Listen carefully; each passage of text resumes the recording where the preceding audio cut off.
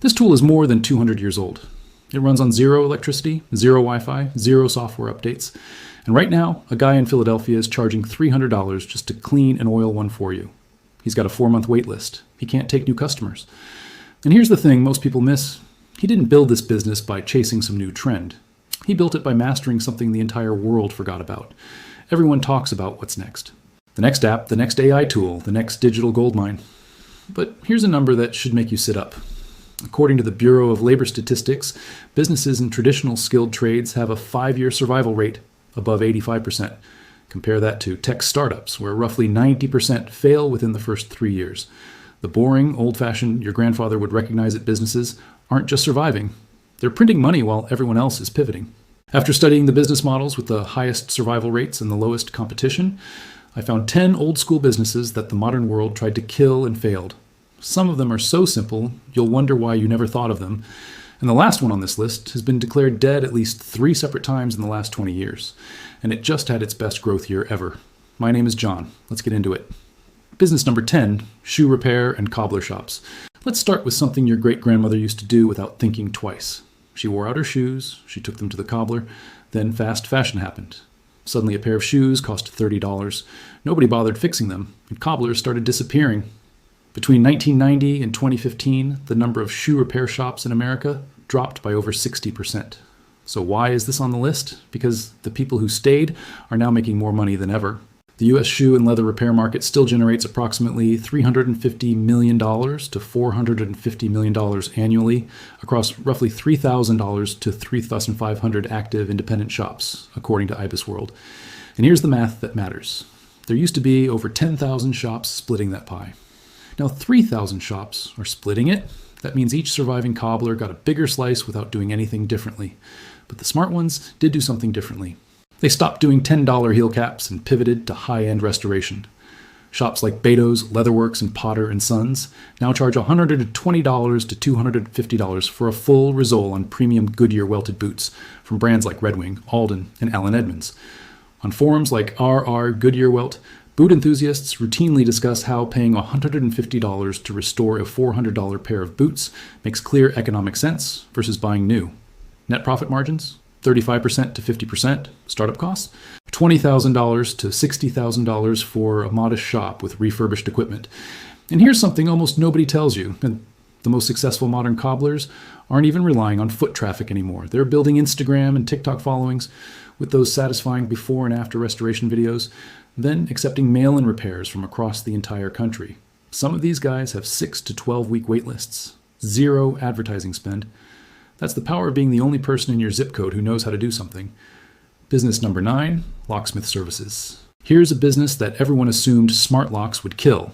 Ring doorbells, August smart locks, keypad entry systems. They were supposed to make locksmiths obsolete. Didn't happen. In fact, the opposite happened. The global locksmith market is valued at $14.2 billion in 2025 and projected to hit $21 billion by 2034, according to Market Intello. In the U.S. alone, the industry generates $2.6 to $2.9 billion annually across about 27,000 establishments. And here's what nobody tells you about smart locks. They made locksmiths more valuable, not less.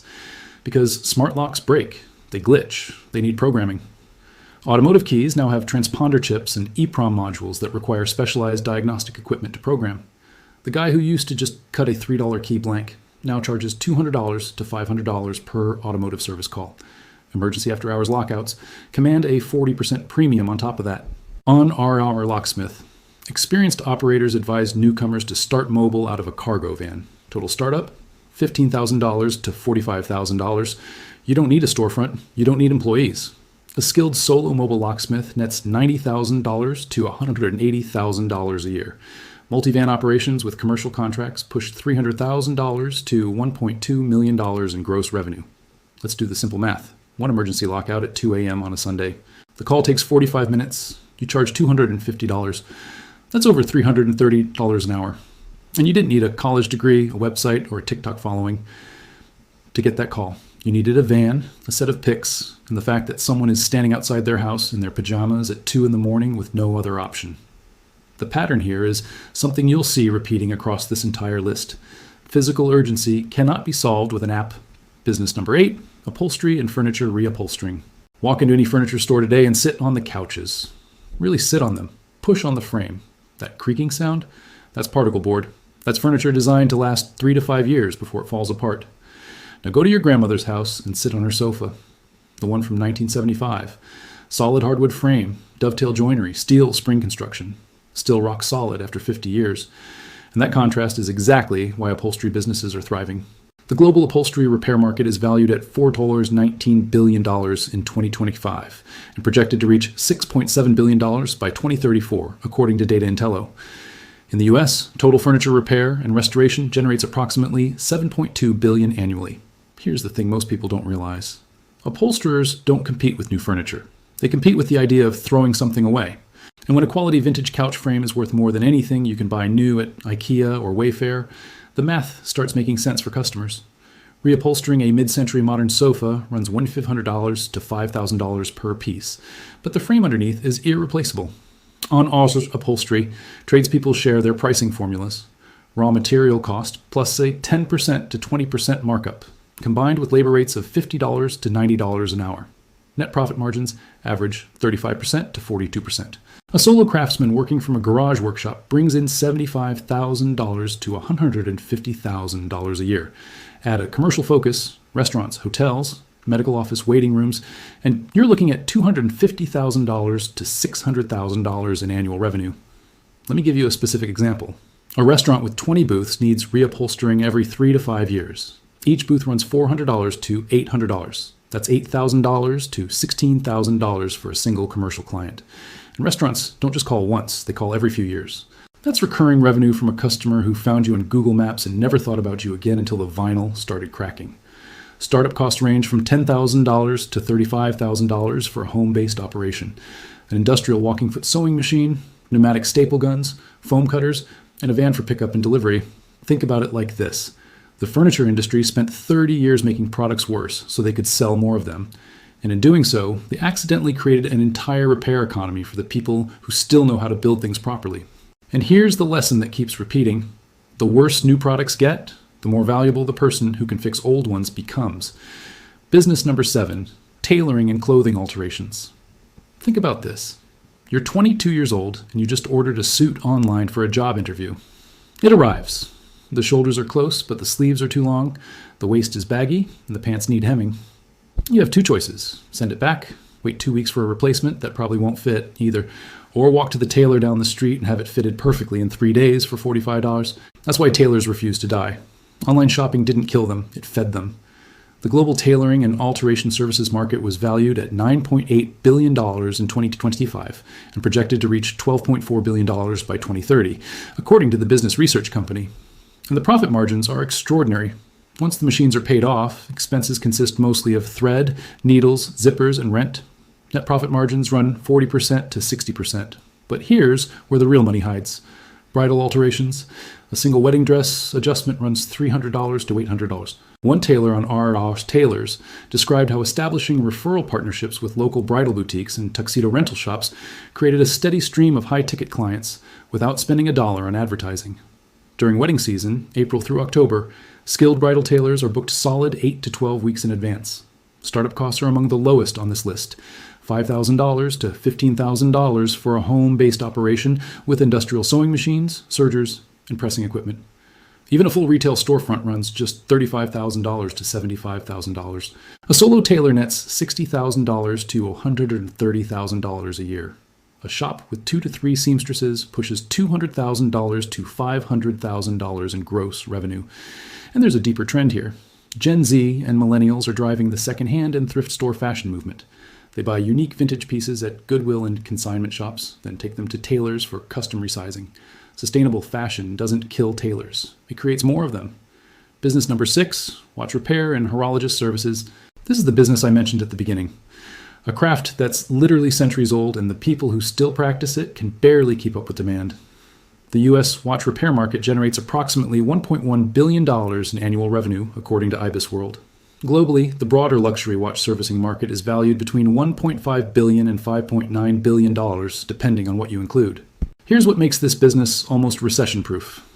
A Rolex Submariner retails for $9,000 to $12,000.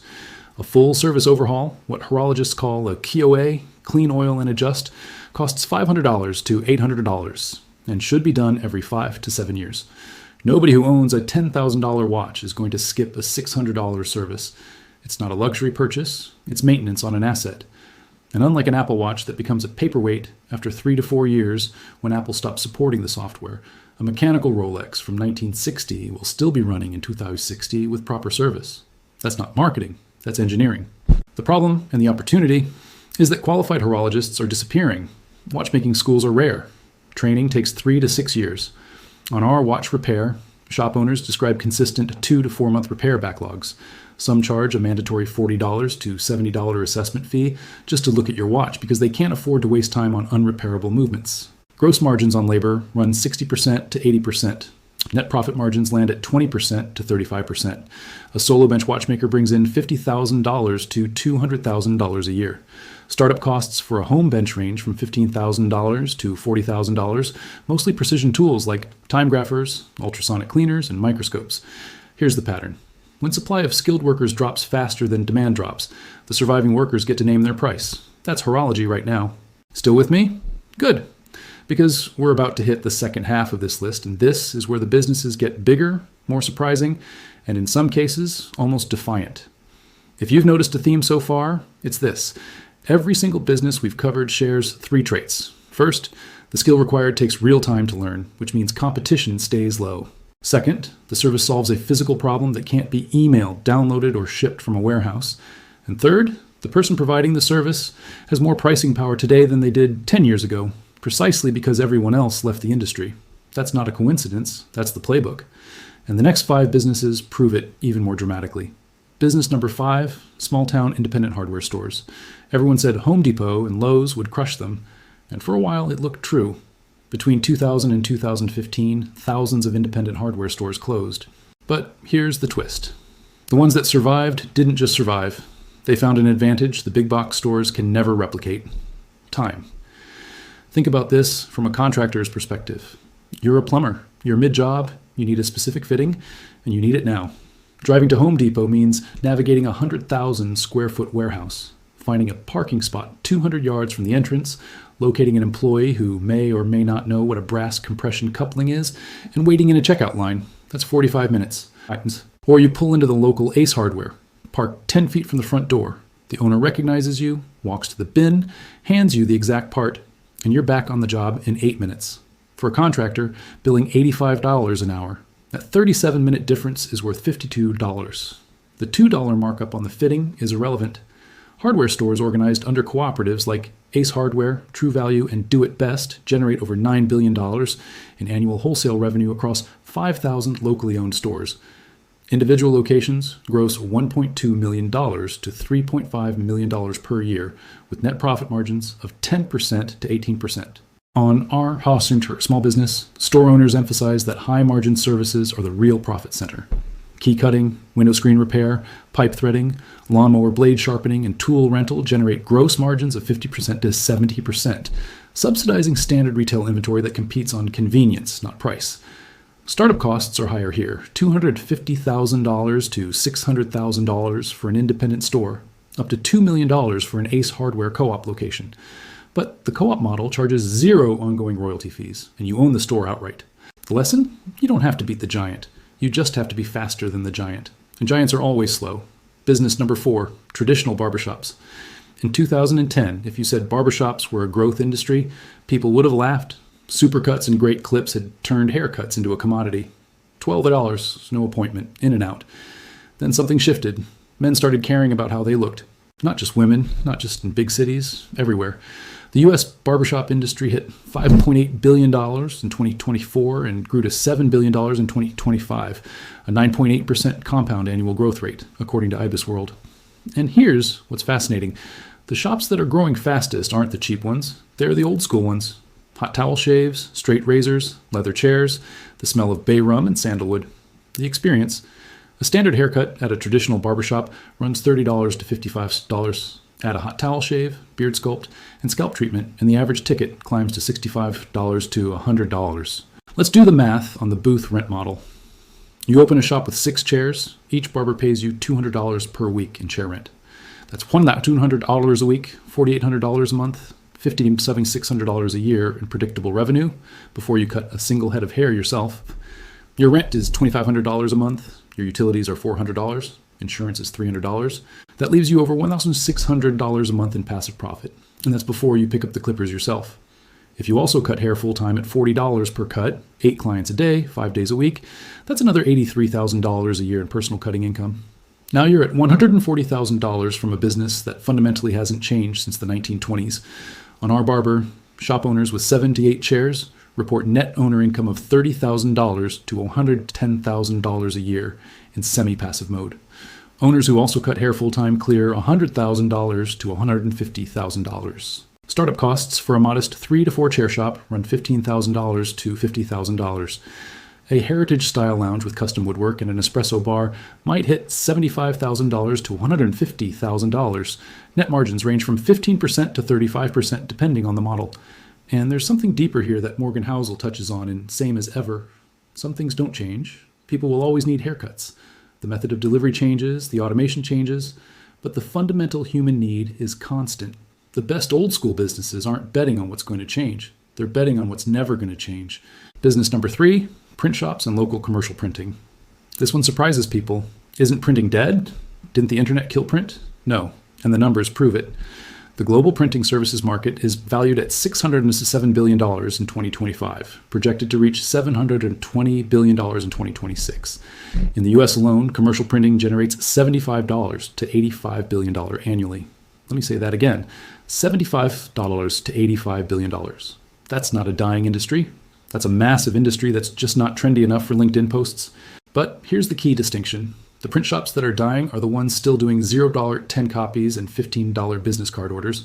The ones thriving pivoted to high-margin B2B work, vehicle wraps, trade show displays, custom packaging, architectural prints, and direct mail campaigns. On our small business, print shop owners share the contrast bluntly. A general walk-in copy shop might do $200,000 in revenue with $6,000 in net profit. That's a 3% margin. You'd make more money working at Costco, but a specialized B2B commercial print shop doing vehicle wraps and signage hits $750,000 at a 56% net profit margin. Same industry, completely different business. One is dying, the other is expanding. Here's what nobody tells you. Physical direct mail has a higher response rate than digital email marketing. Physical signage and vehicle wraps generate impressions 24 hours a day, 7 days a week, with zero ongoing ad spend. A single vehicle wrap costs $2,500 to $5,000 to produce, and it generates an estimated $30,000 to 70,000 visual impressions per day, according to the Outdoor Advertising of America. Compare that to a Facebook ad that costs $500 per $1,000 impressions and disappears the second you stop paying. Startup costs range from $10,000 to $25,000 for a print broker model where you outsource production to wholesale trade printers, up to $50,000 to $150,000 for an in-house digital and wide format operation. And here's a detail that most people miss. You don't need to own a single printer to start. The print broker model lets you sell, design, and manage client relationships, while trade printers like 4Over and GotPrint handle production. You're basically an agency with zero equipment overhead. The lesson here is simple. The business didn't die. The low-value version of the business died. The high-value version is printing money. Literally. Business number 2, typewriter repair and sales. I know what you're thinking. Typewriters? Really? Yes, really. And this might be the most counterintuitive entry on the entire list. The typewriter repair market is small, maybe $10 to $50 million globally. But here's the thing about small markets with even smaller supply. The people in them make incredible money. Shops like Gramercy Typewriter Co. in New York City, Philly Typewriter in Philadelphia, and Cambridge Typewriter in Massachusetts report consistent 2 to 4 month wait lists for repairs.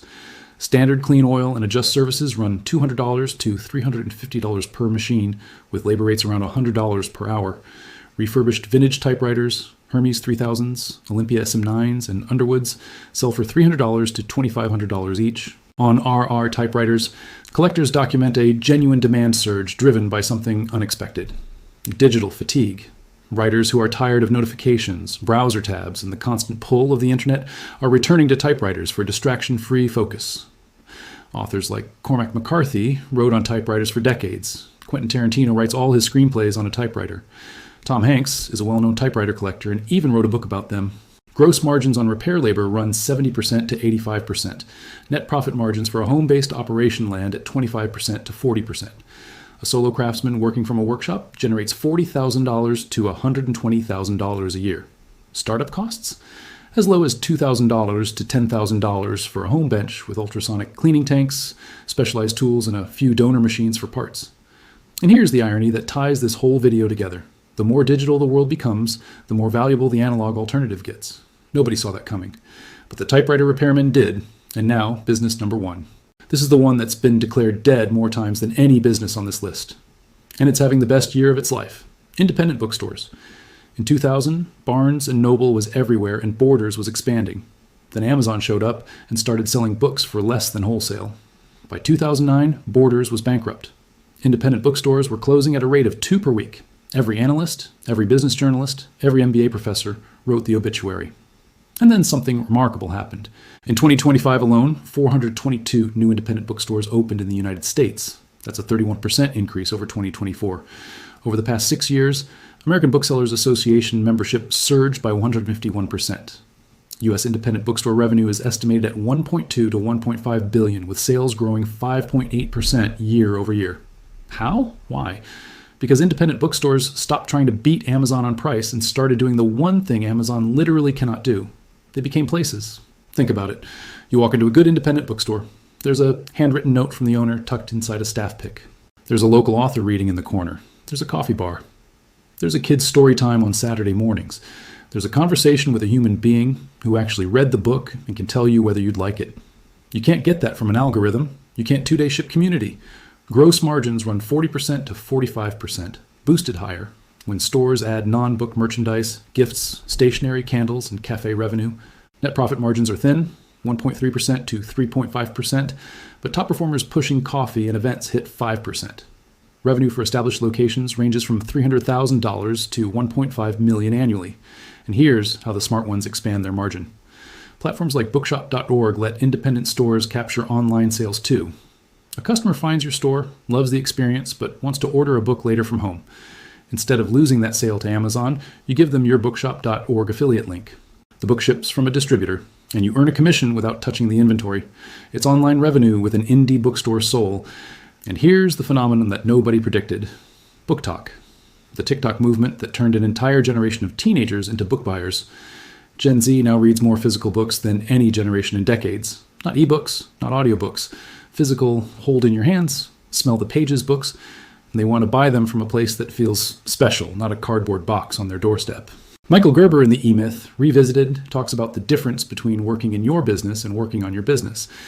But there's a third thing he doesn't mention, working as your business. The bookstore owners who turned themselves into community leaders, event curators, and local culture architects didn't just save their businesses. They built something Amazon can't replicate at any price. Now, let me be honest with you for a moment. I started this video by saying that these are old school businesses that refuse to die. But that's not quite right. These businesses didn't refuse to die. They evolved just enough to survive, while holding on to the one thing that made them valuable in the first place. The cobbler learned Instagram, but didn't forget how to stitch leather. The locksmith invested in smart key programmers, but still shows up at 2 a.m. when you're locked out. The tailor partnered with bridal shops, but still threads a needle by hand. The barbershop added espresso, but kept the hot towels and the straight razor. That's the pattern. And it's the same pattern across every business on this list. The ones that survived didn't abandon what made them old school. They doubled down on it. Let me leave you with this. Picture two people. Call them Rick and Alex. Rick spent 3 years building an app. He raised money, he hired developers, he spent $40,000 on Facebook ads. The app launched, got 200 downloads, and died within 8 months. Now Rick is back at his day job, $50,000 in debt, wondering what went wrong. Alex bought a $1,500 sewing machine, learned to do alterations from YouTube videos, and started offering services to 3 bridal shops in her area. Within 14 months, she was booked solid. Within 2 years, she hired another seamstress. She's clearing $110,000 a year from a business that requires no app, no venture capital, and no algorithm. The question isn't which business is the coolest. The question is which one is still going to be here in 30 years. And if you look at history, the answer is almost always the one nobody thinks to start. There's a line from Bo Burlingham's book, Small Giants, that I keep coming back to. He writes about companies that chose to be great instead of big. That's what every business on this list did. The cobbler didn't try to become a shoe factory. The bookstore didn't try to become Amazon. The barber didn't try to franchise 500 locations. They chose depth over scale, mastery over growth, and they ended up with something more durable than any unicorn startup. So here's the filter. If you're looking at a business idea, ask yourself 3 questions. Has this existed for more than 50 years? Is there a shortage of people willing to do it? Can a customer find you within 15 minutes when they need you? If the answer to all 3 is yes, you might be looking at the most recession-proof, competition-proof, technology-proof business model that exists. And the best part? Nobody on social media will ever think it's cool enough to copy. That's the whole point. Hit that like button if even one of these businesses made you think differently about what's possible. Subscribe if you want us to keep breaking down real money strategies that actually work.